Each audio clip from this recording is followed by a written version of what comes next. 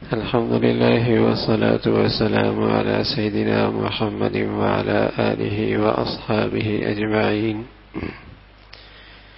الحمد لله والصلاة والسلام على سيدنا محمد وعلى آله وأصحابه أجمعين. أما بعد، فأعوذ بالله من الشيطان الرجيم. بسم الله الرحمن الرحيم. يعلم خائنة الأعين وما تخفي الصدور. يعلم خائنة الأعين وما تخفي الصدور. صدق الله العظيم. اللهم صل على سيدنا محمد النبي الأمي وعلى آله وأصحابه وسلم. اللهم صل على سيدنا محمد النبي الأمي وعلى آله وأصحابه وسلم. میرے معزز مسلمان بزرگوں، عزیز بھائیوں اور امت مسلمہ کی مقدس ماں اور بہنوں، یہ اللہ کے کلام کی آیت ہے، یعلم خائنۃ الاعین وما تخفی الصدور. اور اس اللہ نے ایک موذی مرض کی خبر دی ہے. یہ اللہ کے کلام کی آیت ہے، اور اس اللہ نے ایک موذی مرض کی نشاندہی کی ہے، خبر دی ہے، اور ساتھ ساتھ تنبیہ بھی فرمائی ہے. جسمانی امراض کا اہتمام تو ہر جگہ ہر شخص کی زندگی میں نظر آتا ہے.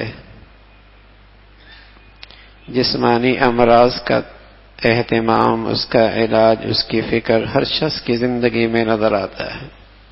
نزلہ ہی ہو جائے تو آدمی مارے مارے پھرتا ہے. اور نہ جانے جسمانی امراض کے لیے وہ کیا کچھ نہیں کرتا، لاکھوں لگا دیتا ہے. حالانکہ جسمانی مرض کی انتہا کیا ہے؟ موت. اور اگر صاحب ایمان ہے تو موت سے بڑھ کر کوئی پرسکون چیز کوئی نہیں. اگر صاحب ایمان ہے تو موت سے بڑھ کر اس کے لیے سکون کا سامان کوئی نہیں. بلکہ اس پر ایک میاں بیوی کا تذکرہ ہے، بڑا ہی پرحکمت ایک واقعہ ہے. حضرت ابو طلحہ ہیں رضی اللہ تعالی عنہ، اور ان کی زوجہ ام سلیم رضی اللہ تعالی عنہ. تو ان کا بیٹا بیمار ہوا تو ام سلیم تشریف لے کے جاتے، واپس آ کر اپنے بچے کے بارے میں پوچھتے رہتے. تو ایک دن باہر تشریف لے گئے تو پیچھے سے بچے کا انتقال ہو گیا.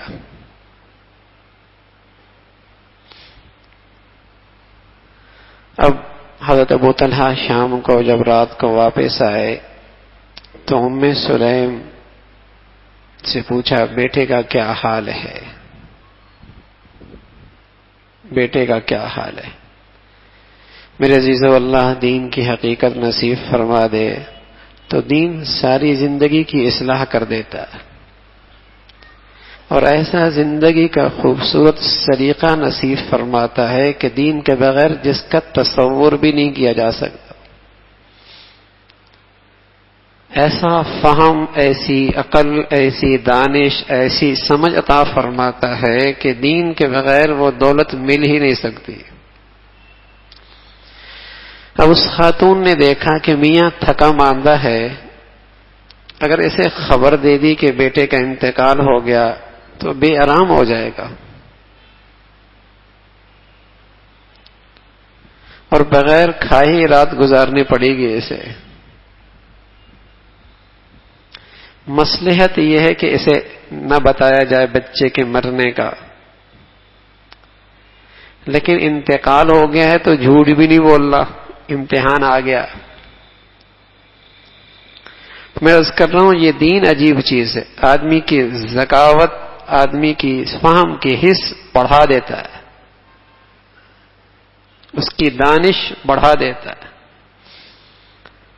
تو تو کہنے لگی، پوچھا جب حضرت ابو طلحہ نے کہ بیٹے کا کیا حال ہے، کہا اب وہ بہت آرام اور سکون سے ہے. میں بتا رہا سکون. تو کہنے لگی اب بہت آرام اور سکون سے ہے. میاں آئے، کھانا کھایا، میاں بیوی کا جو تعلق ہوتا ہے وہ ہوا. بیوی کے دل کے اندر جو گزر رہی تھی لیکن اپنے شوہر کے سامنے اظہار نہیں ہونے دیا. صبح ہو گئی. جب صبح ہوئی تو نماز پڑھ کر جب واپس آئے تو ام سلیم کہنے لگی، ابو طلحہ اگر کوئی شخص امانت رکھوائے اور پھر اپنی امانت واپس مانگے تو کیا رویہ ہونا چاہیے؟ کہا خوشی خوشی اس کی امانت واپس کر دینی چاہیے. کہا اچھا، اللہ نے ہمیں بیٹے کی شکل میں ایک امانت دی تھی، اللہ نے وہ اپنی امانت واپس لے لی.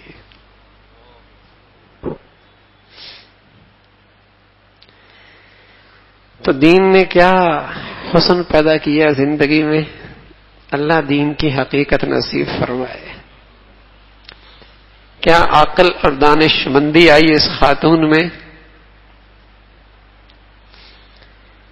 یہ دین دیہاتی میں ہو یا شہری میں ہو، دیہاتی کی زندگی میں ہو یا شہری میں ہو، اس کی زندگی میں ایک حسن آ جاتا ہے، سلیقہ آ جاتا ہے، اس کی دانش اور فہم میں اضافہ ہو جاتا ہے.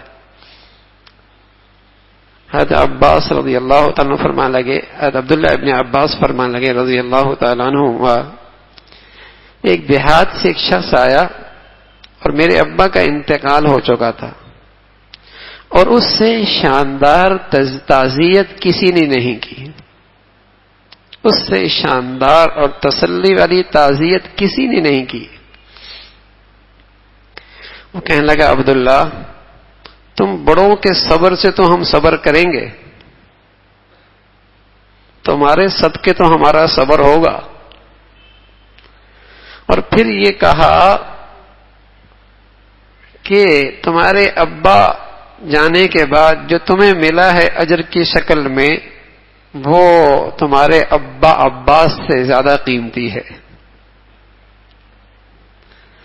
اور تمہارے جدائی پر جو عباس کو ملا ہے اللہ سے ملاقات کی شکل میں وہ اللہ کی ملاقات تم سے زیادہ بہتر ہے.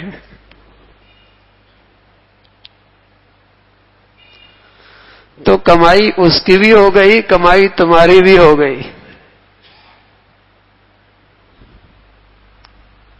یہ سلیقہ دین دیتا ہے. تو وہ ابو طلحہ کی زوجہ کہنے لگی کہ بیٹا سکون میں ہے، آرام میں ہے، سکون سے ہے، آرام میں. تو میرے عزیزو، جسمانی مرض کی انتہا تو موت ہی ہے، اور صاحب ایمان کے لیے تو آرام شروع ہو جاتا ہے. زندگی بھر کی آزمائشیں ختم، تکالیف ختم، دکھ درد ختم. اس لیے رسول اللہ صلی اللہ علیہ وسلم فرمایا کرتے تھے الموت تحفۃ المؤمن، موت تو مومن کا تحفہ ہے. موت تو مومن کا تحفہ ہے. تو وہ جسمانی مرض جس کی انتہا موت ہے، جس سے آرام اور راحت کا آغاز ہے، لیکن پھر بھی ہم اس کا کتنا اہتمام کرتے ہیں، کس قدر اہتمام. اور ایک مرض روحانی ہے، اور یہ مرض وہ ہلاکت کا باعث ہے. یہ مرض اس ایسی ہلاکت کا باعث ہے لا يموت فيها ولا يحيا، لا يموت فيها ولا يحيا.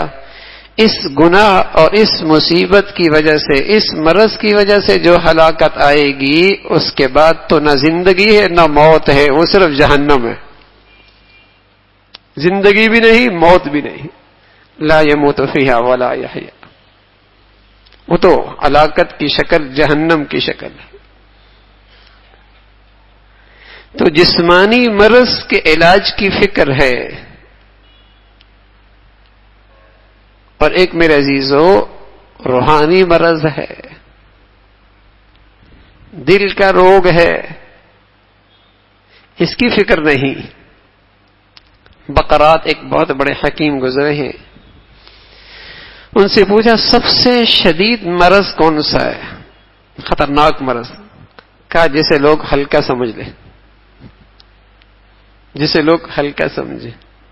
تو سچ یہ ہے میرے عزیزو، وہ گناہ سب سے زیادہ خطرناک ہے جسے لوگ معمولی سمجھتے، اس لیے کہ وہ لا علاج مرض ہے، وہ لا علاج مرض ہے،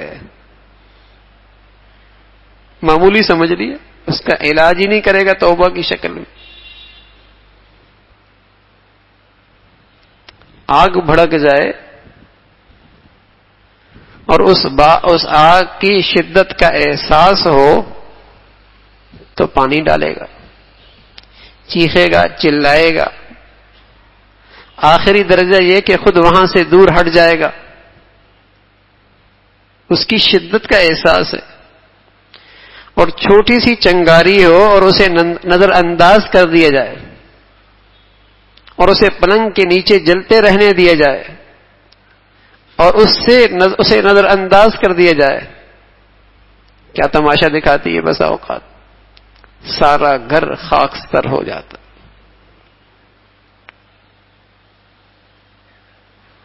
سارا گھر جل جاتا ہے، اس لیے کہ اسے معمولی سمجھا۔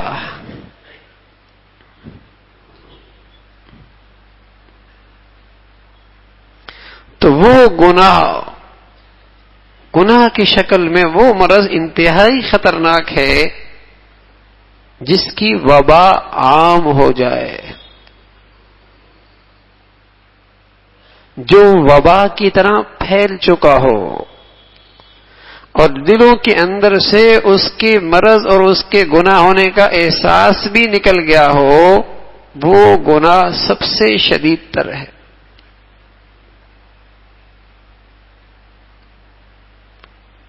قرآن تو انسانی نفسیات سے سب سے زیادہ باخبر ہے نا،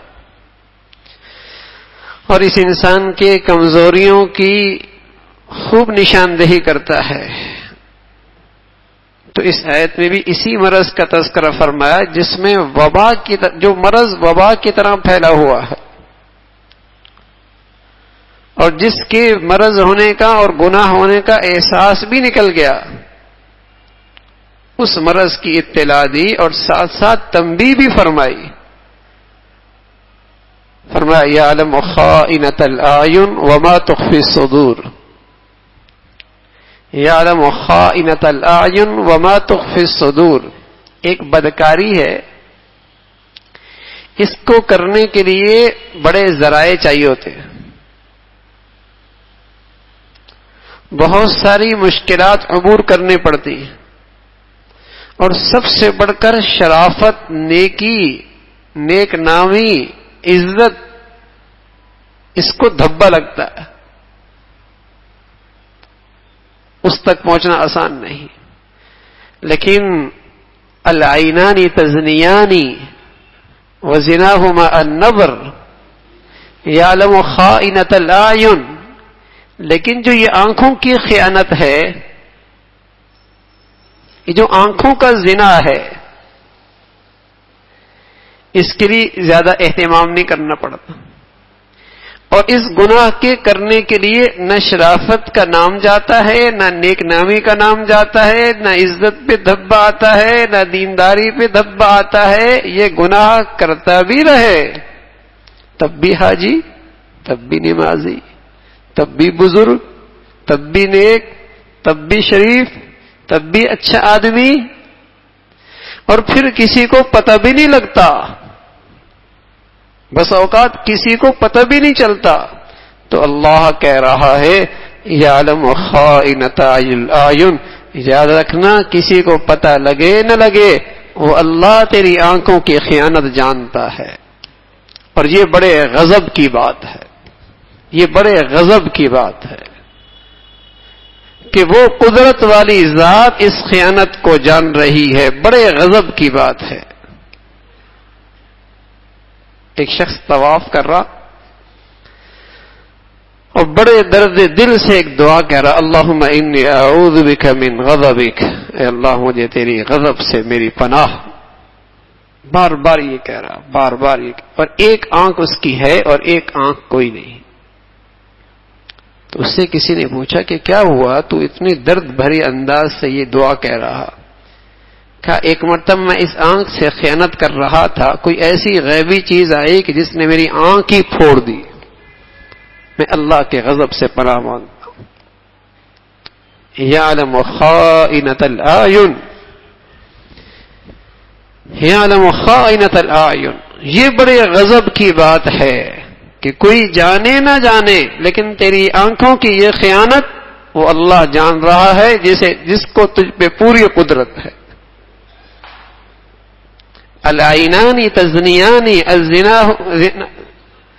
زناہما النظر, آنکھیں بھی زنا کرتی ہیں اور ان کا زنا بد نظری, بد نگاہی ہے.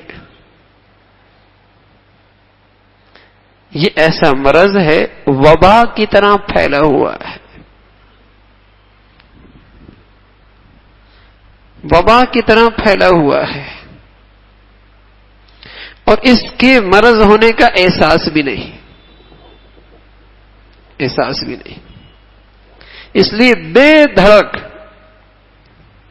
دینداری کا رخ اختیار کرنے والا, دینداری کی شکل اختیار کرنے والا, دین سے دینداری کی نسبت رکھنے والا, دینداری کی مجالس محافل میں آنے والا, کچھ شرعی حقوق, کچھ شرعی روایات کو زندہ کرنے والا, وہ بھی بے دھڑک اس گناہ میں مبتلا ہوتا.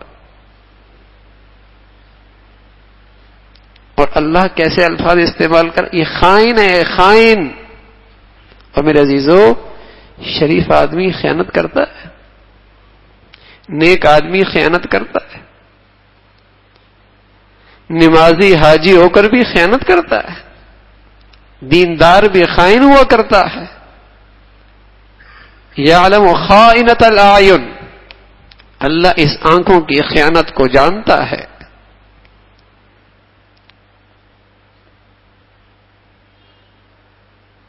یہ جو روگ ہے, یہ جو مرض ہے میرے عزیزو, یہ وبا کی طرح پھیلا,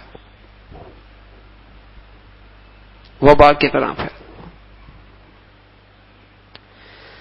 اور اس کی نحوست ایسی ہے, اس کی نحوست ایسی ہے, اللہ نہ کرے, اللہ نہ کرے, جو اس مرض کا, اس گناہ کا عادی ہو جائے وہ کبھی عبادات کی لذت اور حلاوت نہیں پاتا, کبھی عبادات کی حلاوت اور لذت نہیں پاتا,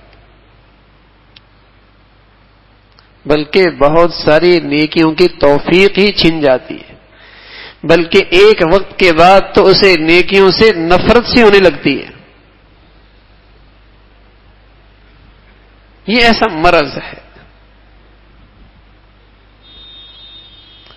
بہت سارے گناہ ہیں جن کے کرنے سے آدمی کی طبیعت سیر ہو جاتی ہے. کھا لیا پیٹ بھر گیا, پی لیا پیٹ بھر گیا, سیر ہو گیا. یہ گناہ ایسا ہے کہ جتنا دیکھے گا اتنی چاہت اور بڑھے گی,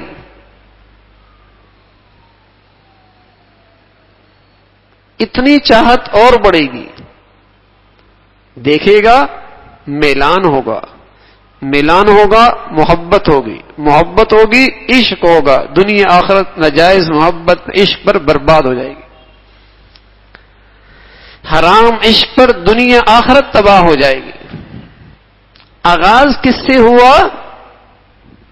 بد نظری کی تیر سے ہوا. النظر سہم من سہام ابلیس, شیطان کا یہ تیر اس پہ چل گیا,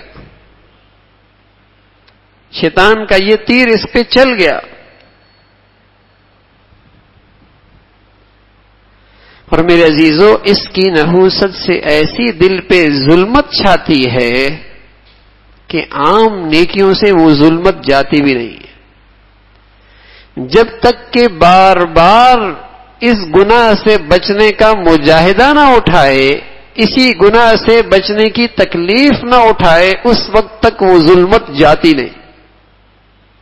ایسی سیاہی ہے اس گناہ کی، ایسی سیاہی ہے.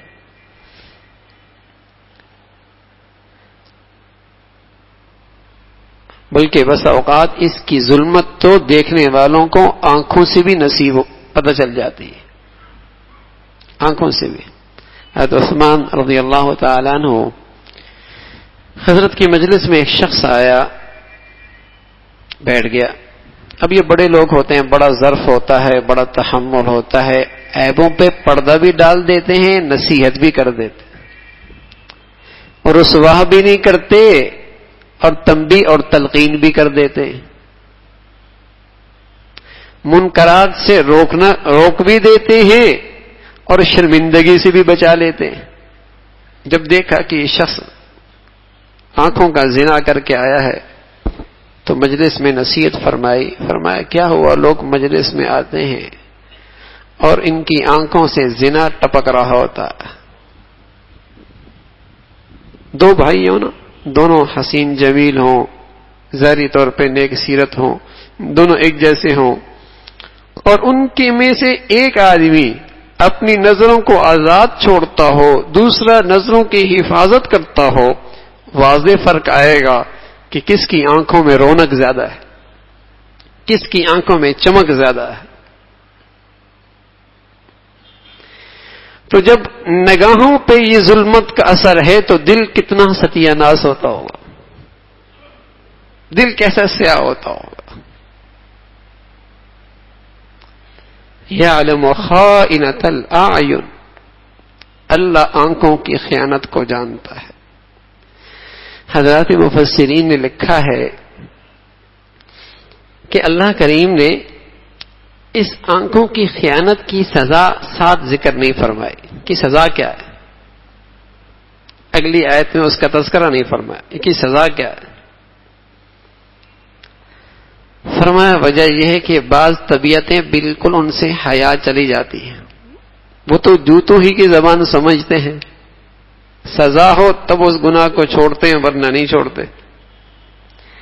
لیکن بعض طبیعتیں ایسی ہوتی ہیں کہ جن کے لیے بس یہی کافی ہے کہ اچھا وہ خالق اور مالک اور محسن کو بھی میرا یہ گناہ دیکھ رہا ہے، تو وہ تو شرم سے اسی سے پانی پانی ہو جاتا ہے. اس کے لیے اس سے بڑھ کر کوئی سزا نہیں ہے، وہ تو شرم سے اسی سے پانی پانی ہو جاتا ہے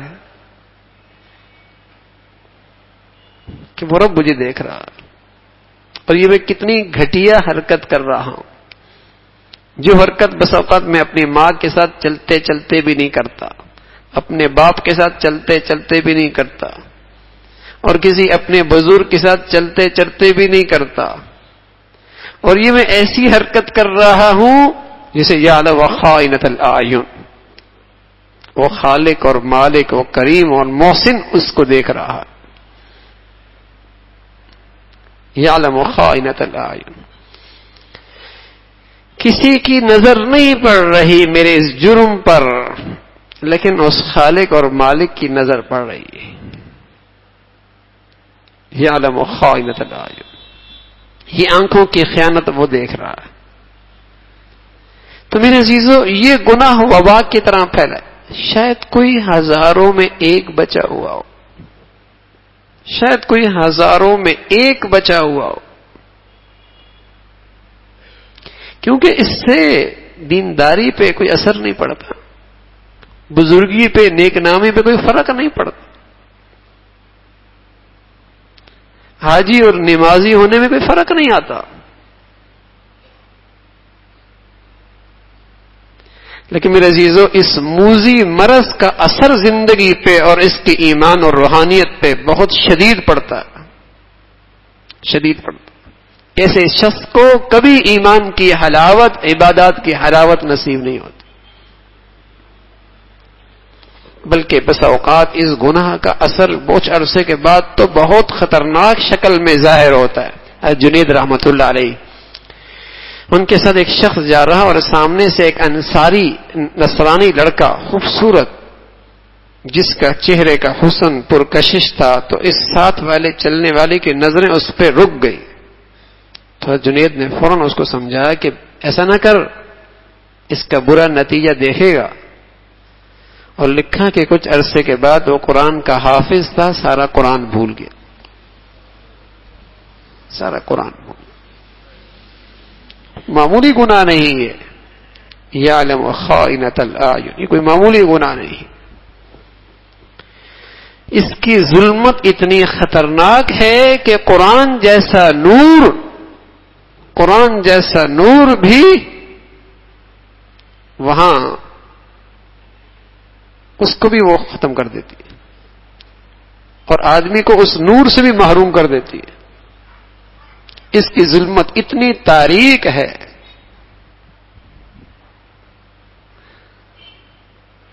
تو میرے عزیزو، اس گناہ کی وبا ہے، وبا. اور افسوس یہ ہوتا ہے میرے عزیزو کہ ہمیں اس گناہ کا احساس بھی نہیں ہوتا، اس کا احساس بھی نہیں ہوتا کہ کتنا بڑا مرض. اور اس کی زندگی میں کتنی نحوست ہے.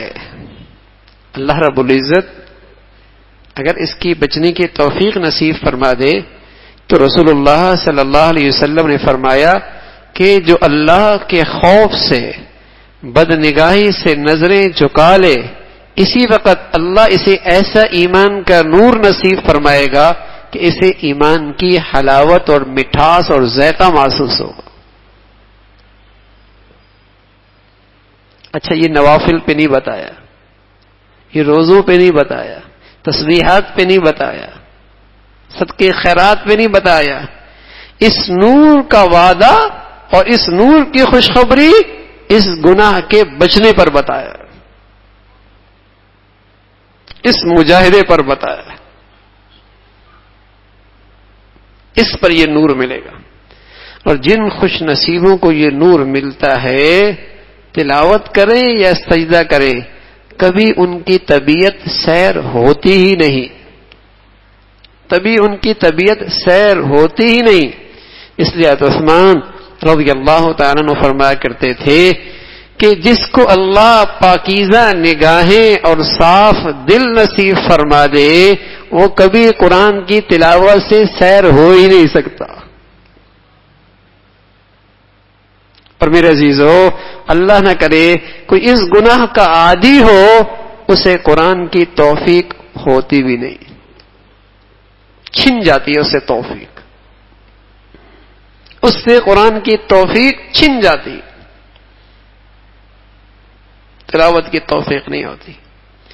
اور جسے اللہ رب العزت اس گناہ سے بچا لے، قرآن ہو، تلاوت ہو یا سجدہ ہو، سجدے میں ایسا جی چاہتا ہے جیسے پیارے کریم داتا کے گود میں سر رکھ دیا.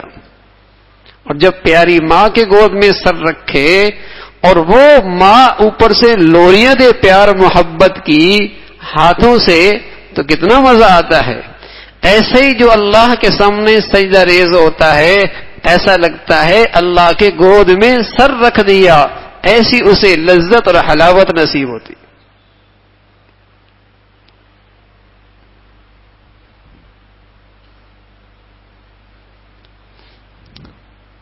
لیکن میرے عزیزو، ہمارا تو مزاج ہی بگڑ گیا ہے. اب کڑوی چیز میٹھی لگتی ہے، میٹھی چیز کڑوی لگتی ہے.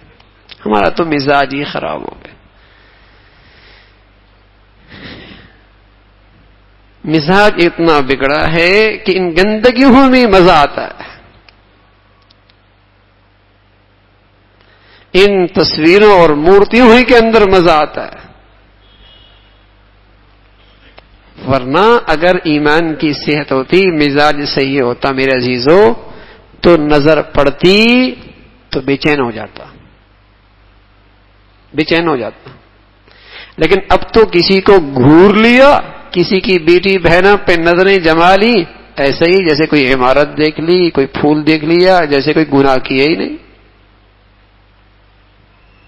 جیسے کوئی گناہ کیا ہی نہیں، کوئی بات ہی نہیں. ایسا مزاج بگڑا ہے. جس طریقے سے سرما ہے یہ آنکھوں میں ڈالے تو آنکھوں کو ٹھنڈک ملتی، اس لیے کہ سرما آنکھوں سے مناسبت رکھتا ہے. اور اسی آنکھ کے اندر چھوٹا سا تنکا چلا جائے تو آدمی بے چین ہو جاتا ہے، بے چین ہونے لگتا ہے، اس لیے کہ یہ تنکا اس آنکھ سے مناسبت نہیں رکھتا، آنکھ سے مناسبت نہیں رکھتا. میرے عزیزو، مومن کا مزاج تو ایسا تھا کہ منکر کہتے ہیں گناہ کو اجنبی چیز، جیسے تنکا آنکھ کے اندر اجنبی چیز ہے بے چین کر دیا، ایسی گناہ اس کی زندگی میں آتا تو اسے بے چین کر دیتا تھا. لیکن اب معروف منکر بن گیا ہماری نظروں میں کہ نیکیوں سے وحشت ہونے لگی اور گناہوں سے انس ہونے لگا، گناہوں پر طبیعت چلنے لگی اور نیکیوں سے طبیعت اچاہٹ ہونے لگ گئی. ڈرامہ گھنٹہ، تلاوت کے لیے چند منٹ میں بیٹھنا مشکل، اللہ کی یاد کے لیے تھوڑی دیر مصلی پہ بیٹھنا پہاڑ محسوس ہوتا ہے. گندگیاں دیکھتے دیکھتے گھنٹے گزر جائیں، گھنٹے لگ جائیں، ایسے مزاج میں بگاڑ آیا. پہلے دور کے طبیب جب کوئی کسی کو سانپ ڈس لیتا تو اسے نیم کے پتے کھلاتے تھے، اور نیم کے پتے کھلاتے تو وہ بڑے مزے سے کھاتا.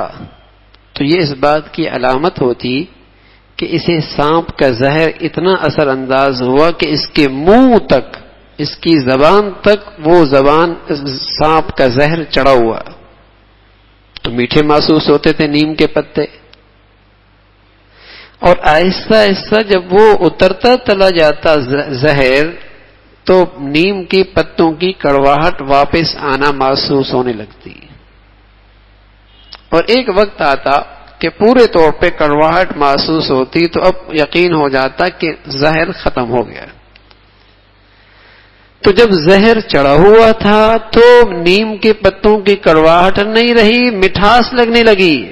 تو میرے عزیزو، جب ہمیں بھی گناہوں کا زہر چڑھا ہوتا ہے تو گناہوں کی کڑواہٹ محسوس نہیں ہوتی بلکہ اس کی مٹھاس لگتی، اس کی مٹھاس لگتی ہے. اگر اللہ اپنا فضل فرما دے، اس مولا کا کرم ہو جائے اور ان گناہوں کی زہر سے نجات مل جائے تو پھر تو گناہوں کی کڑواہٹ محسوس ہو، پھر تو کڑواہٹ محسوس ہو.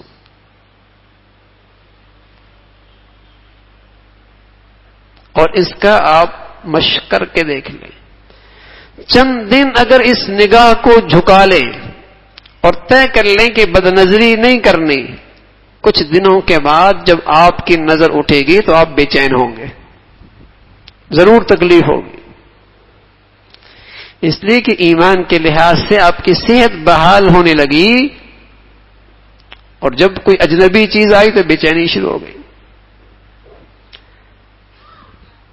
آپ کوئی بڑی نیکی کر کے آئے، حج کر کے آئے، عمرہ کر کے آئے، رمضان شاندار گزارا، شاندار ماحول میں رہے، تو کچھ دن ایمان کی صحت ملی تو آپ کو یہ باہر کا ماحول کاٹتا ہے، تکلیف محسوس ہوتی ہے، لیکن رفتہ رفتہ پھر آدمی عادی ہو جاتا ہے، رفتہ رفتہ انہی گناہوں کا عادی ہو جاتا ہے اور کچھ لگتا ہی نہیں.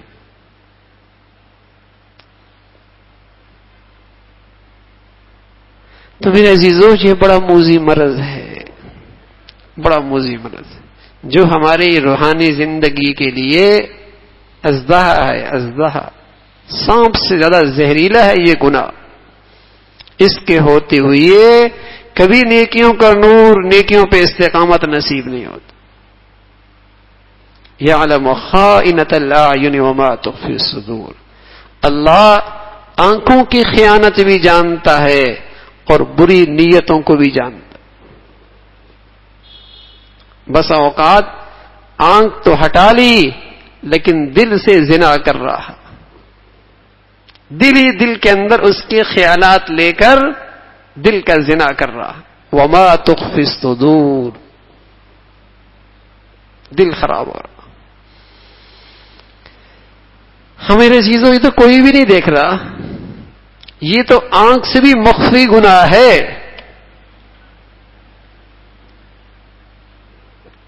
یہ تو آنکھ سے بھی مخفی گناہ ہے. لیکن میرے عزیزوں، اس دل کی گناہ کی نحوست ہے، فرمایا یہ بھی دل کا زنا ہے، یہ بھی دل کا زنا.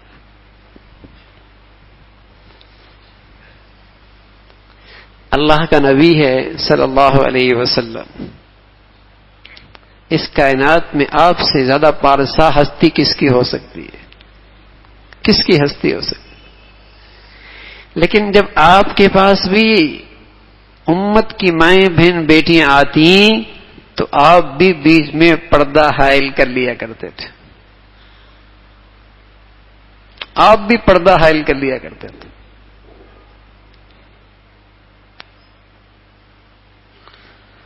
اور جب آپ کی ماؤں، آپ کی ازواج سے، جو امت کی مائیں ہیں، ازواج مطہرات، ان سے کوئی صحابی کوئی چیز لینے کے لیے آتے، فَاسْأَلُوهُنَّ مِنْ وَرَاءِ حِجَابٍ، وہ بھی آپ سے چیز لیتے پردے کے پیچھے.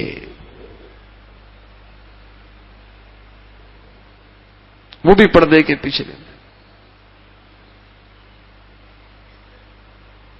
وہاں بھی اجازت نہیں. اب ان سے زیادہ صاف نظر تو کسی کی نہیں ہوگی، اور ان سے زیادہ صاف دل بھی کسی کا نہیں ہوگا. تو کتنا اہتمام کرایا. یہ سب اہتمام اس لیے ہو رہا کہ تاکہ امت کسی غفلت میں غلط فہمی کا شکار نہ ہو جائے، کسی غلط فہمی کا شکار نہ ہو جائے کہ میرا دل تو بڑا صاف ہے.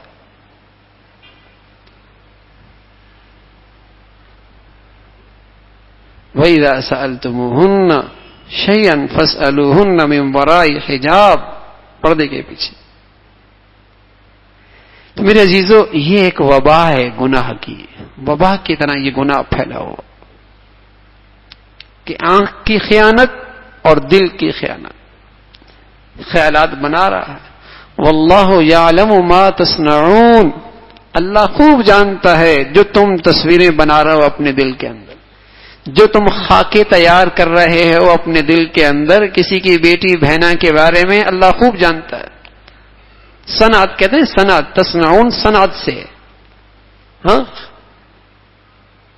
کوئی صنعت بنا رہے ہو، کوئی چیز شکل بنا رہے ہو، اللہ خوب جان رہا ہے.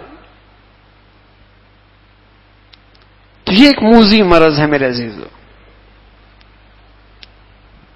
تو اس کی ہم اپنی زندگی کا محاسبہ کریں کہ جتنا آج ہمیں جسمانی امراض کے علاج کی فکر ہے، آیا اس موذی مرض کے علاج کی بھی فکر ہے؟ یا اس مرض کا بھی احساس ہے کہ یہ بھی ایک مرض ہے، اور اس مرض کی نشاندہی اللہ نے کی، اور نشاندہی صرف نہیں کی بلکہ تنبیہ کے ساتھ کی کہ خیال کرنا، کوئی نہیں دیکھ رہی خیانت نہیں جانتا، لیکن میں جانتا ہوں، میں تیری خیانت دیکھ رہا ہوں، اور تیرے بد نیت بھی، بری نیت بھی دیکھ رہا ہوں، تیرے دل کی غلطی بھی دیکھ رہا ہوں، تیری آنکھ کی خیانت بھی دیکھ رہا ہوں. الم نجعل لہ عینین، ہم نے تمہیں آنکھیں اس لیے دی ہیں، یہ ان نعمتوں کا حق یہی ہے کیا؟ کیا ان آنکھوں کی نعمتوں کا حق یہی ہے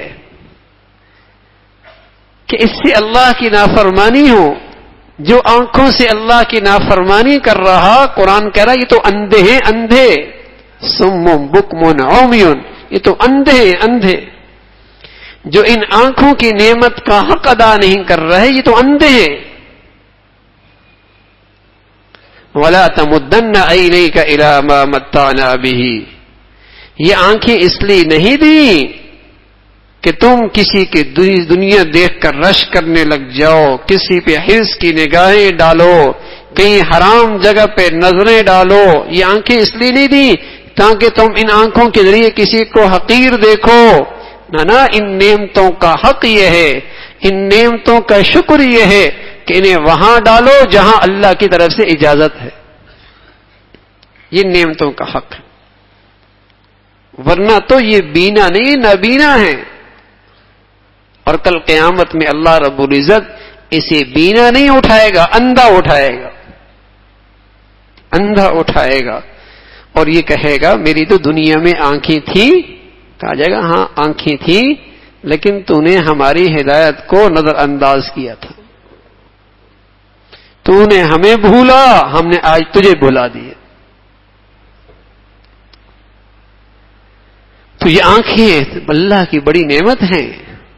حدیث میں آتا ہے رسول اللہ صلی اللہ علیہ وسلم نے فرمایا کہ ان حدیث کو اللہ کے نبی نے فرمایا کریمتین، جو کریمے، ان کو آنکھوں کو آئینین نہیں کہا، کریمتین کا، پیاری چیزیں. فرمایا جن سے اللہ یہ دو آنکھیں لے لے اور وہ اس پہ صبر کر لے تو اللہ کے ہاں سوائے جنت کے اور اس کے لیے کچھ نہیں ہے. اس لیے کہ یہ نعمت بہت بڑی ہے، یہ نعمت بہت بڑی ہے. تو فرمایا کریمتین، یہ دو نعمتیں ایسی ہیں اگر اللہ کسی کے لے لے تو سوائے جنت کے اور اس کا کوئی بدلہ نہیں ہے، ایسی بڑی نعمتیں. تو فرمایا اتنی بڑی نعمتیں دی تو کیا ان کا حق یہی ہے کہ اس سے اللہ کی نافرمانی کی جائے اور ان آنکھوں سے خیانت کی جائے؟ یعنی کتنی گھٹیا شخصیت ہے اس کی کہ جو کریم اس پہ احسانات کرے اور پھر اسی کی حق تلفی کرے، پھر اسی کی نمک حرامی کرے. کیسا احسان فراموش ہے، کیسا احسان فراموش ہے کہ اس نے تو ایسی قیمتی نعمتیں دے دی اور یہ اس نعمت کا یہ حق ادا کر رہا کہ جہاں اس نے منع کیا وہیں اس آنکھوں سے خیانت کر رہا. تو میرے عزیزو، بڑی احسان فراموشی ہے، بڑی اللہ کی حق تلفی ہے، حق اللہ کے حق کا ضیاع ہے. تو یہ آنکھوں کی خیانت ایک موذی مرض ہے جس سے آدمی کی ایمانی اور روحانی زندگی برباد ہو جاتی. اور میرے عزیزو، یہ وبا بہت ہے. اب تو ان آنکھوں کو کسی طرف پناہ نہیں، کہیں پناہ نہیں ہے. اور اللہ نہ کرے اگر اس کی فکر بھی نہ ہو اور ہر طرف بدنظری کے مناظر بھی ہوں تو میرے عزیزو پھر ایمان کہاں بچتا؟ پھر تو بس کھوکھلی رسمی عبادتیں چلتی، کہاں اس کی حلاوت، روحانیت، کہاں ایمان میں اور دینداری میں طاقت کہیں نہیں رہتی.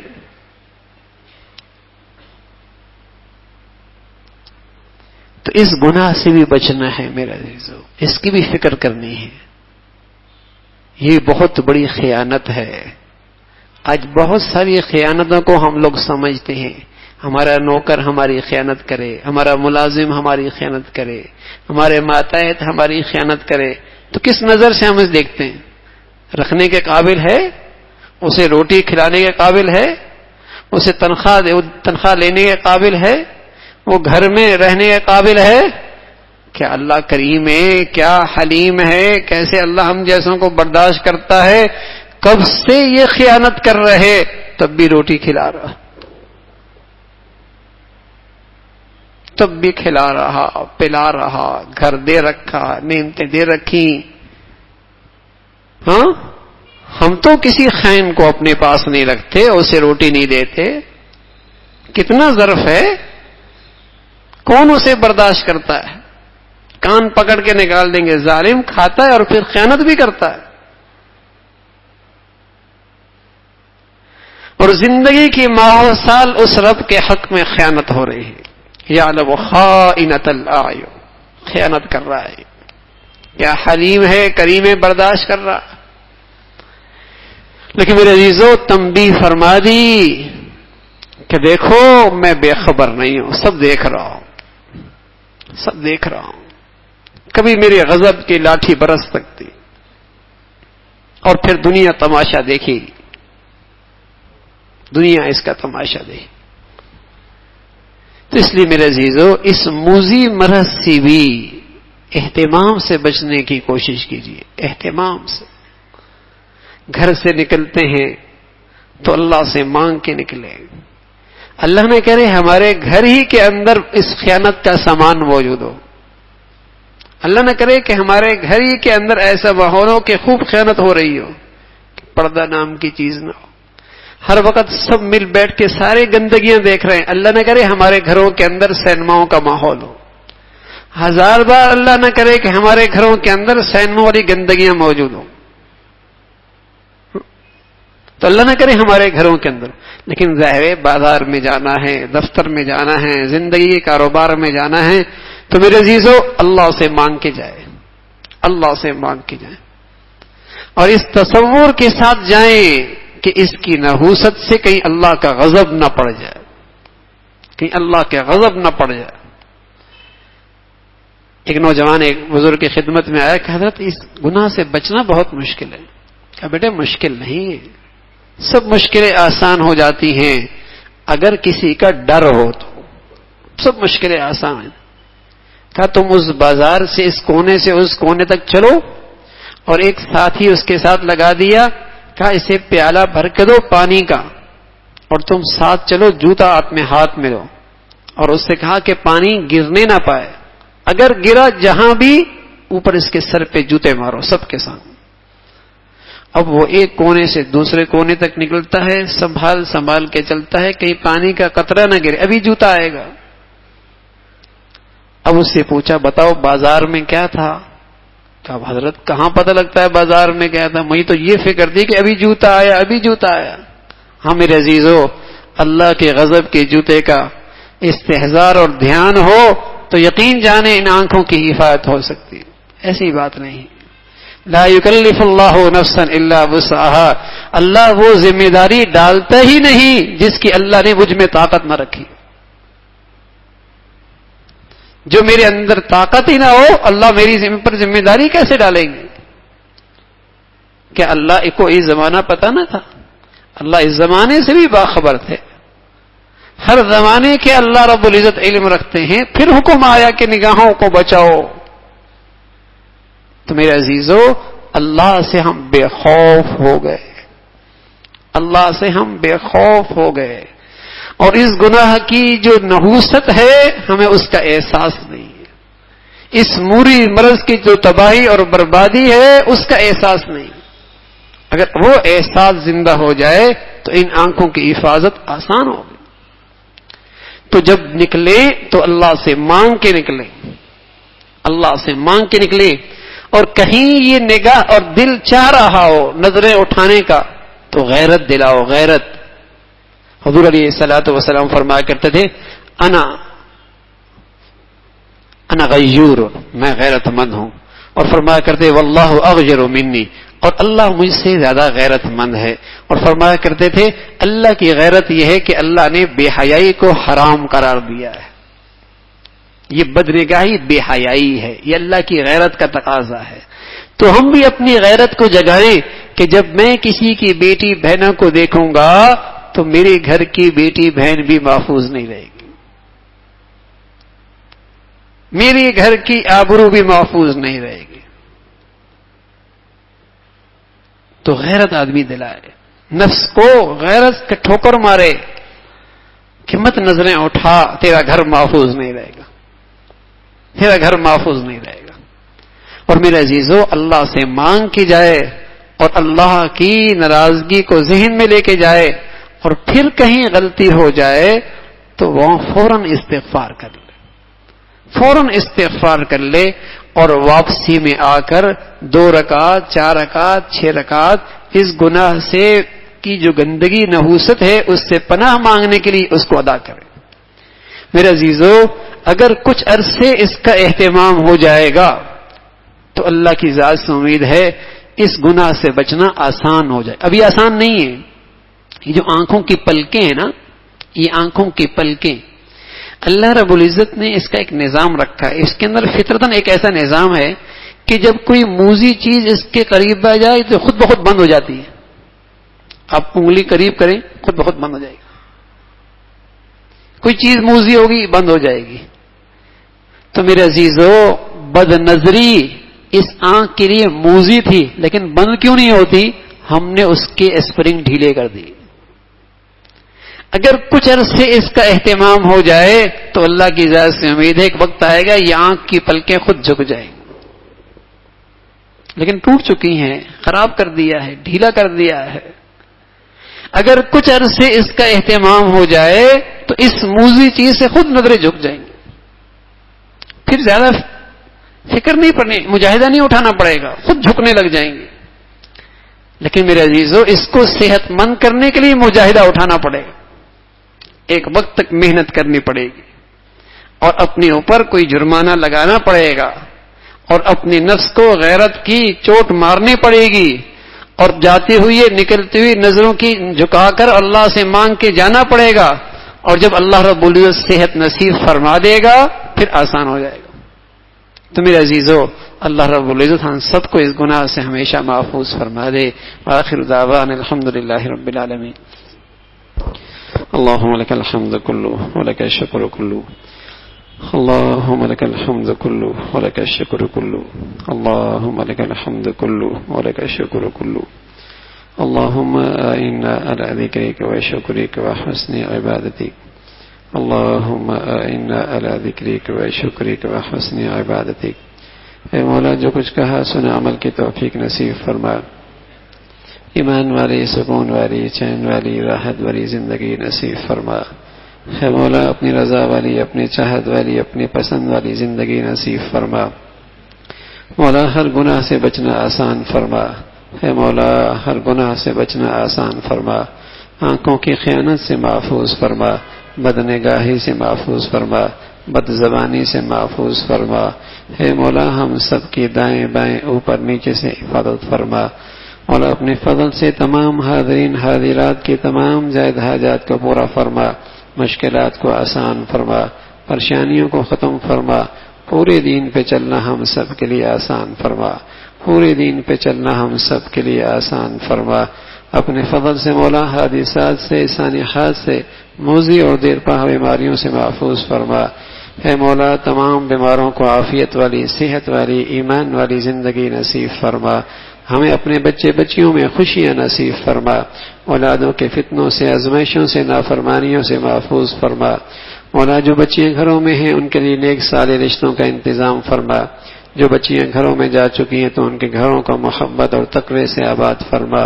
ٹوٹ پھوٹ کو ختم فرما، نفرتوں کو، انتشار کو ختم فرما. اے مولا ہم سب کے حال پہ رحم فرما. ساری امت مسلمہ کے حال پہ رحم فرما. عالم اسلام کی حفاظت فرما. مولا دنیا بھر میں جو بھی جہاں کہیں بھی تیرا دین کا کام اخلاص سے کر رہے جو تیرے ہاں مقبول ہیں ان کی محنتوں کو، قربانیوں قبول فرما کر دین کو سربلندی نصیب فرما.